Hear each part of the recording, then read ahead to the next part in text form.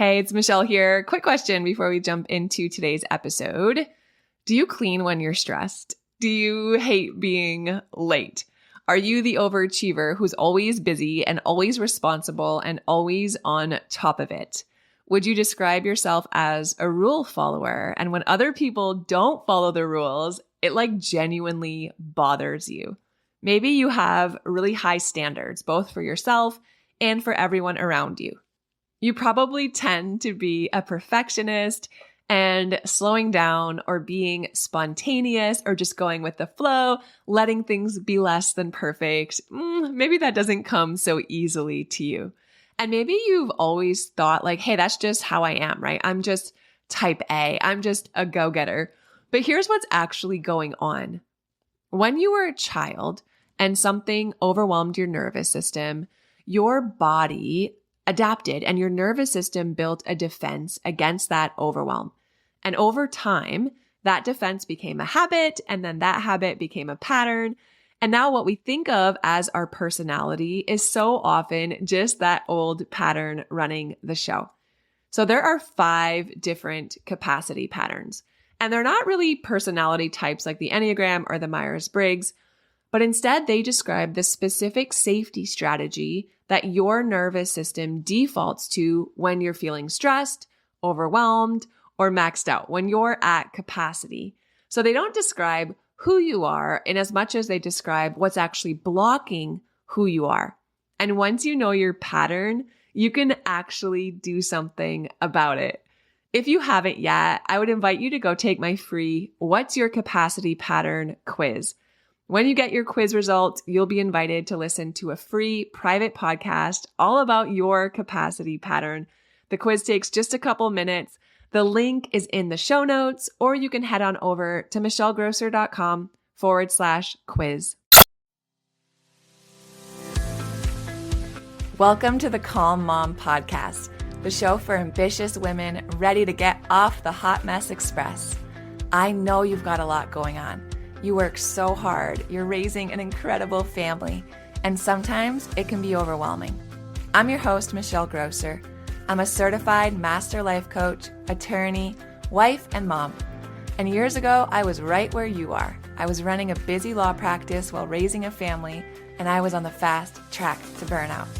I thought I just needed to be more organized or have better routines, but it was learning how to heal and regulate my nervous system that expanded my capacity to gracefully hold more of this big, beautiful life. You too are worthy of an extraordinary life in and beyond motherhood. Learning to be a calm, anchoring presence in your home and at work is going to be your superpower. If you're here to do the inner work that brings a sense of calm amidst the chaos, I'm here to join you on that journey. Each time you press play, your growth continues. So let's get at it. Hey, welcome to the Calm Mom Podcast. I am your host, Master Coach Michelle Grosser. So grateful you're here with us today on this mini-sode. We're going to talk about something that I think is really interesting today, and it's also really helpful to keep in mind. But before we jump in, I just wanted to invite you and ask if you could leave a 5-star rating and a review for the show if you haven't done so already. If you have, thank you so much. I really appreciate it. And if you haven't, it really just takes a second. Scroll down in the app, hit 5-star rating, and then if you could just write a short review, maybe just talk about something that you learned in the last episode or your favorite episode or what you really enjoy about the podcast. It would mean so much to me. It really helps get the show out there to other moms like you who just need this community and need this encouragement, because I know we all do. So thank you so much if you've left a 5-star rating and a review. And if you haven't, and you could do so right now, just hit pause, go, it'll take 30 seconds.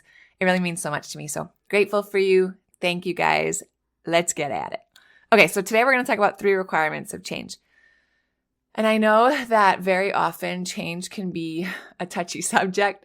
I think some of us think of ourselves as more adaptable or more able to handle change, maybe with fluidity or a certain level of resilience. And then there's others of us that might have it in our minds that we're really not good with change, and change is really uncomfortable and we prefer things to stay in the status quo. And I get all of that. And today we're going to talk about how we're able to create lasting change that we want. Because there's things, the reality is whether we think we're good at it or not, there are things that every single one of us wants to change, or at least there should be, right? We are continuously evolving and growing beings. Like life is a journey. Motherhood is a journey. We never arrive. It's never like we tick it off and we're like, done. I am the world's, most conscious, perfect mother. Like it doesn't happen that way, right? So there's always things we want to be changing, always ways we want to be growing, always methods that we want to be tweaking. But so often we have these ideas and we have these goals, but we can't really put it into practice. We can't really create that lasting change that we want to see. So today's a mini-sode. I'm going to quickly go through 3 requisites of change, 3 things that we got to be doing if we want to create lasting change in our lives, which you all want to do, right? Ain't nobody got time to just be spinning their wheels and not seeing the fruit of our labor, right? Not seeing the change that we want to see. I want your change to be effective. I want it to be apparent, and I want it to be, the change that you're wanting to see. So number 1, what's the first thing we got to do if we want to see change? We've got to let go. We've got to let go. You got to let go of what doesn't serve you in order to create space to introduce something new. We just got to do it. So that can be in your habits, right? That can be in your mindset. That can be a lot of the work that I do. It's so powerful to have these somatic releases because we are literally letting go and releasing emotions and energy that is trapped in our body, right? Emotions and energy that are trapped in our body that are taking up space.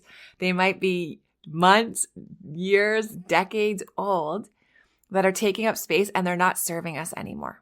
They're not serving us anymore, but they're causing us anxiety and they're causing us overwhelm and they're causing us burnout. And it's time to release that somatically, right? Release that energy that's stuck in your body so you can introduce something new. Because a lot of times that stuck energy in your body, those stuck emotions in your body, right? Because that's what emotions are, energy and motion. It really stops you from moving forward. It makes people feel stuck.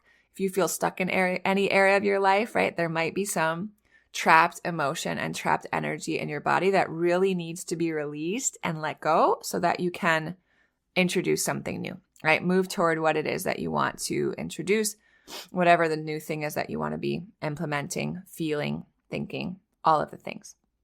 So that's the somatic release.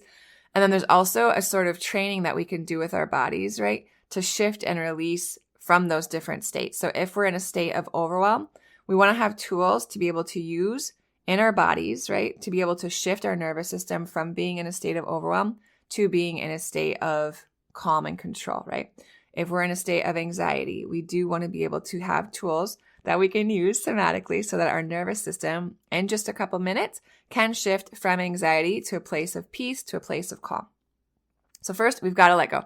We got to make space because we can't really introduce anything new until we've made a space for it. Have you ever caught yourself wondering why you do the things you do?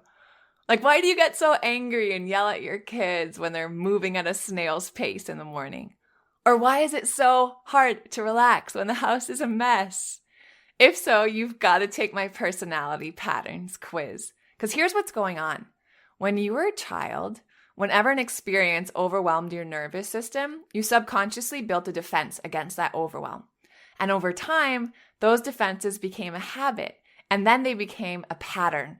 And now as an adult, what we think of as our personality is really actually often this defense pattern running the show.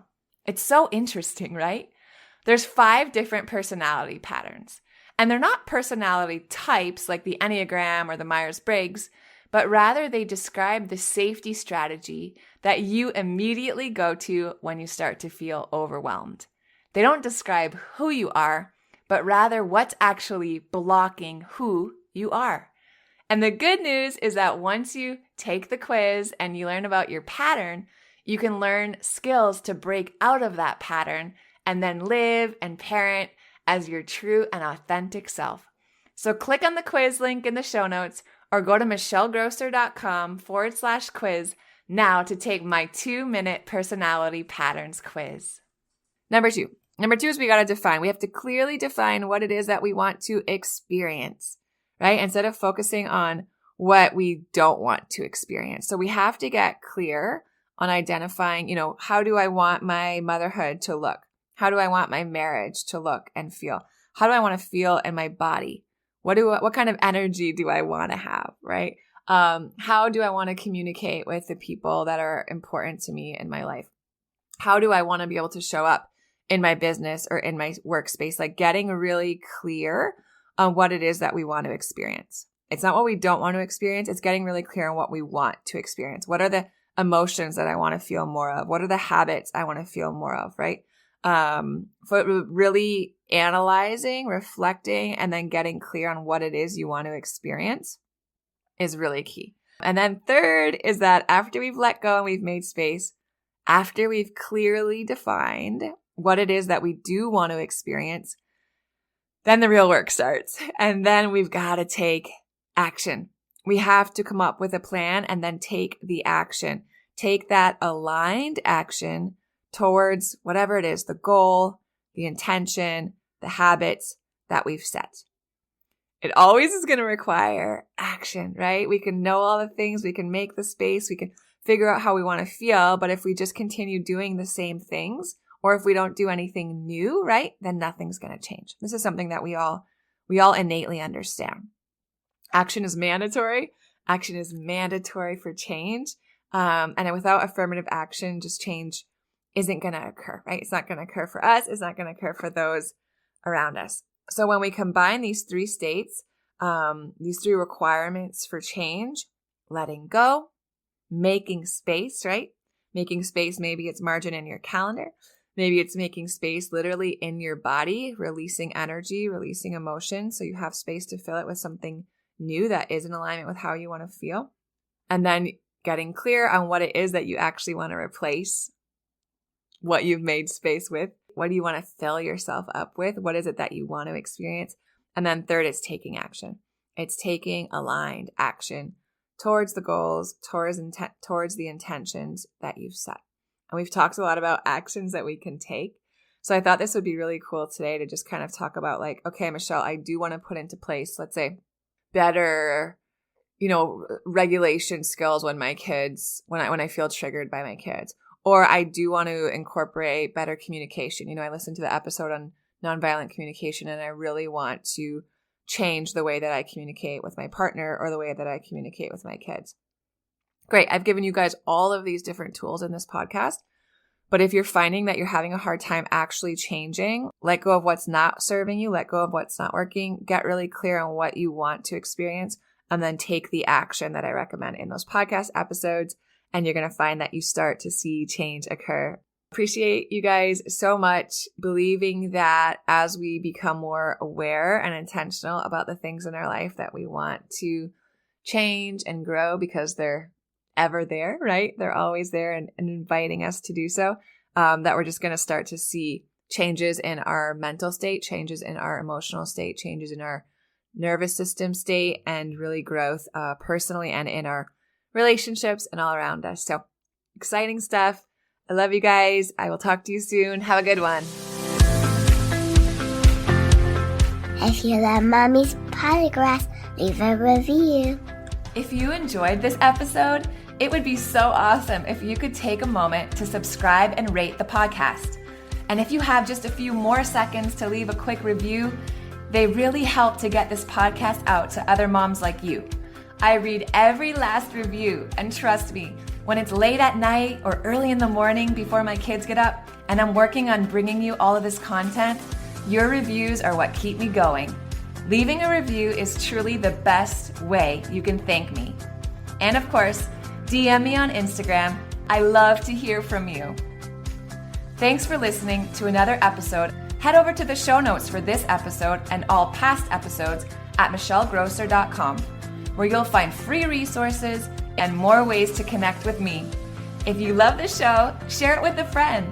Thanks again for tuning in. We'll see you next time.